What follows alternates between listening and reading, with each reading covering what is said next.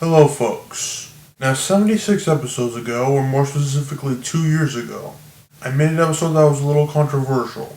This episode was called Bible Stories Are False, Deal with It. It was episode 11. First of all, I do think I could have picked a better name than that. I think I probably could have done one that was less crude. And second, I am here today to admit that it might not be entirely false. I mentioned this in the episode, but there are about 3 religious levels, and I'm about as low as you can go without being a total atheist. If you want God to be in your life this much, you go right ahead. But trying to force your religion on other people is the part I'm not okay with. Don't make your kids read the Bible if they don't want to read it. Just trying to make people think the same way you do is considered a sin. And if you loved God this much, you wouldn't want to be sinning, now would you? With that said, I still stand by my word that there are elements from the Bible that are not true, without question. However, there may be some elements that are true, that actually happened. Our holy God loves us no matter what. But if I were him, I wouldn't be too happy to have people stamp my holy name on these tales and claim them to be true. So let's go over a few stories, just a few, and see what they might have gotten wrong when they wrote the Bible. Or maybe what we have added to the Bible since its debut in, I don't know, the 1200s or something. A long time ago, like probably almost a millennium ago. Just things that we have started to add on to the Bible, things that, caught on later down the road, So let's see what they got right and what they got wrong. I talked about 3 of them last time. And I may talk about one that I haven't talked about before to add some good measure. But overall, we're not going to be here any longer than I was the last time. So with that said, let's get started. Now Noah heard a message from God telling him he needed to build an ark. You see, these days in the year 2021, there's usually, and that's a pretty strong word there, usually, more good in the world than evil. Usually. Keep that in mind. However, in the Noah era, it was the opposite. God needed to wipe out all the wicked doers, and he wanted Noah, his family, and a crap ton of animals to be safe and to be separated from the wickedness. Okay, well, I will buy that there was a flood and some guy built an ark. That may have happened. I will admit that. But for one, you can't really know that a flood is coming until it's too late. That's usually how it works. So, I don't know, maybe they just had an ark on standby or something. And also, you can't really have a conversation with God the same way you have a conversation with a human. I know you can pray, and more than likely the Lord will hear you, but you can't really hear him. Now, you may not be able to hear God, like you can't hear him speak or anything, but you can still kind of feel him. You can still kind of get the idea of what he wants you to do, or not do. One time, my dad and I went to St. Louis, Missouri. We stayed at some hotel, and the people in the next room were arguing about something. I don't remember what, and they were pretty loud about it. Yeah, I know, it's ridiculous, but I was really tempted to record what they were arguing about on my iPad. I was really tempted to record that, but for some reason, I just couldn't. I don't know what it was, but I just had this feeling that recording their arguments wasn't the right thing to do. I told this exact same thing to my dad, and he had no problem with it. He was like, well, if you want to, I guess you could record it if you wanted to. But this may have actually been God himself telling me not to do something. I know a lot of us have had that feeling before. We've had experiences where we just can't seem to do something because we don't think it would be good.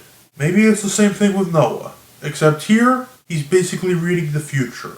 Completely different. So, I don't know. I don't think he could have foreshadowed this flood. I don't know. Moving on to the death of Christ now. One of the segments of the Bible that I didn't address in the Bible Stories Are False episode. Now, real quick, and this may be slightly off topic, but I used to always be asking if certain R-rated movies made Jesus cry or not. Like, it was kind of a phase. Like, Does Scarface make Jesus cry? Yes. Does It make Jesus cry? Yes. Does Passion of the Christ make Jesus cry? No, because it's about him. Yeah, okay, I know these were all dumb questions to ask. And I don't think Jesus or God, or whatever you want to call him, cries over a movie. Maybe he does if the movie's too inappropriate, I don't know. But it's a movie. He probably cries over real life events more so than a movie. Now I know we just got done talking about Noah's Ark, but I really kind of have to say this. If you remember that lame movie called Evan Almighty, you'll know that God, played by Morgan Freeman, wanted Evan, Steve Carell, to build an ark.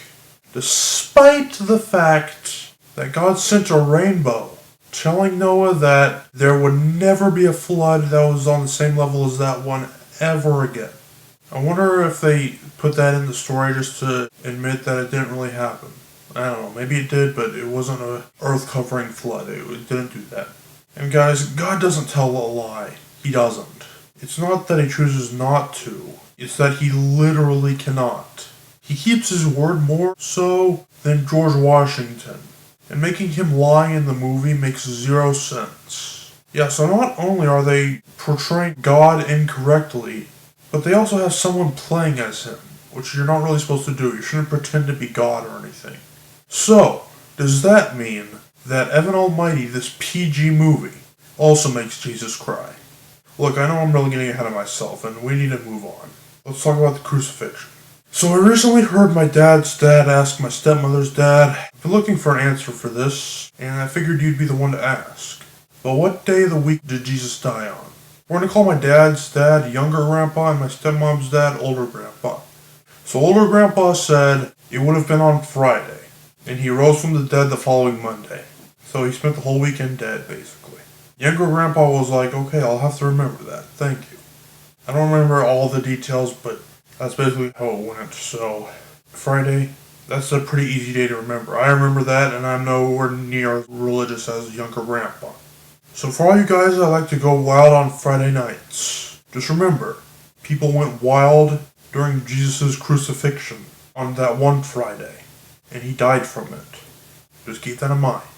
While I do believe that history had a dude named Jesus that was nailed to the cross, some people would argue his name was not actually Jesus, but whatever it was, some guy was nailed to the cross. I'm sure it happened. He was sticked and stoned, and it broke all his bones. I don't know if the reasoning behind all that, though, was to save everyone from eternal torment.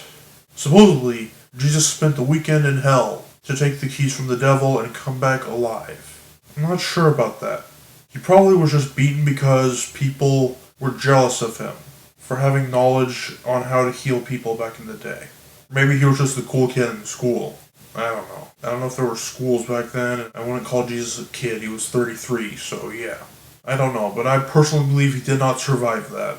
He was beaten to a pulp, and to the point of no return.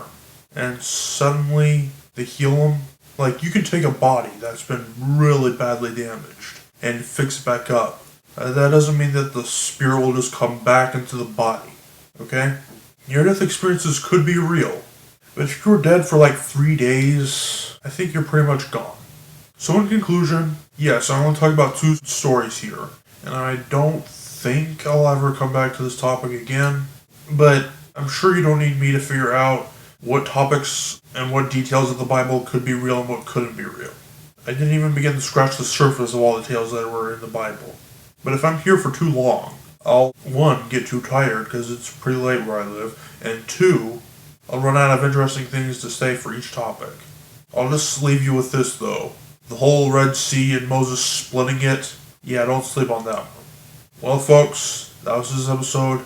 I will see you guys later. Goodbye.